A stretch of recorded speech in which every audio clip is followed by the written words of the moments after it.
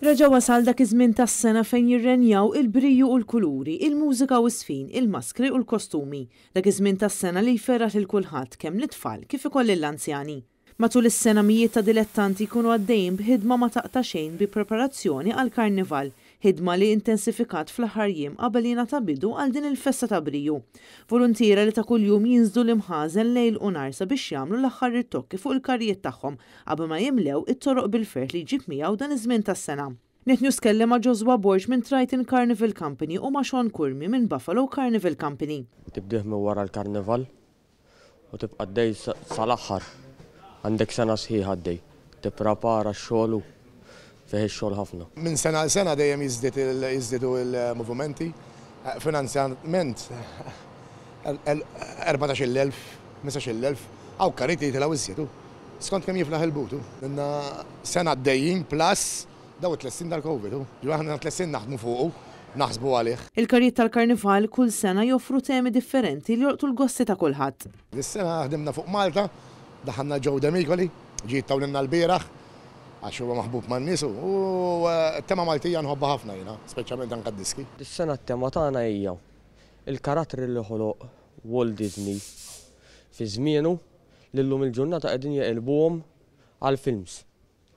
Qed iġibuhom moderni li inti dak iż-żmien kont tara l-Aladdin pereżempju u llum il-ġurnata tara l-Aladdin bħala film.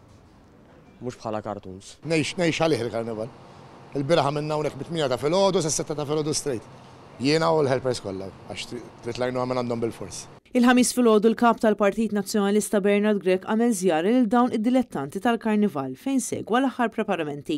Mal-wasla tiegħu ntlaqa miċ-chairperson ta' Festivals Malta Aron Zara, mid-direttur artistiku Jason Busuttil u mill-kap eżekuttiv ta' Festival Malta Annabel Stivala fejn ġie ppreżentat bil-programm tal-attivitajiet tal-karnival għal din is-sena. Kelli l-opportunità niltaqa' mad-dilettanti tal-karnival, però naħseb illi wasal iż-żmien ma nibqgħux insejħulhom dilettanti għaliex huma professjonisti ta' veru, x-xogħol li jagħmlu artistiku, l-inġenerija, il-perspettiva l-arti u allura nkomplu napprezzaw dejjem aktar il-ħiliet lokali Maltin. Dawn in-nies li ilhom snin jipparteċipaw fil-karnival ħadu l-okkażjoni biex jitkellmu u jaqsmu l-esperjenzi tagħhom mal-kap tal-Partit Nazzjonalista. Il-Partit Nazzjonalista jibqa' jemmen fil-prodott Malti, fil-ħila tal-ħaddiem Malti, fil-ħila tal-artist Malti, fil-ħila tal-inġinier Malti, illi wkoll qed joffri mhux biss voka l-familja tfal fejn jidħol id-divertiment u l-karnival minnu nnifsu ma wkoll qed joffri prodott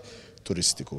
Akkumpanjat mid-Deputat Nazzjonalista Graziella Gaglia, Bernard Grech tkellem ukoll dwar it-tħassib ta' bosta dilettanti għal fatt li sa issa għadu ma sarx il-villaġġ tal-karnival illi ilu jiġi mwiet għal dawn l-aħħar snin. Komplu nagħmlu pressjoni wkoll bħala partit biex dan il-villaġġ tal-karnival ifittex isir malajr kemm jista' jkunu ma jibqgħux jittamhom biss illi xi darba se jkun qed isir dan il-villaġġ. Fl-aħħar mill-aħħar Partit Nazzjonalista jibqa' kommess illi iva il-karnival u daw kollha involuti ikunu qegħdin iva jingħataw l-għajnuna kollha biex ikomplu jiżviluppaw dan it-talent, dan il-ħila, dan il-prodott ukoll turistiku lokali. Il-karnival jiftaħ il-ġimgħa u jibqa' sejjer sa nhar it-tlieta li ġej.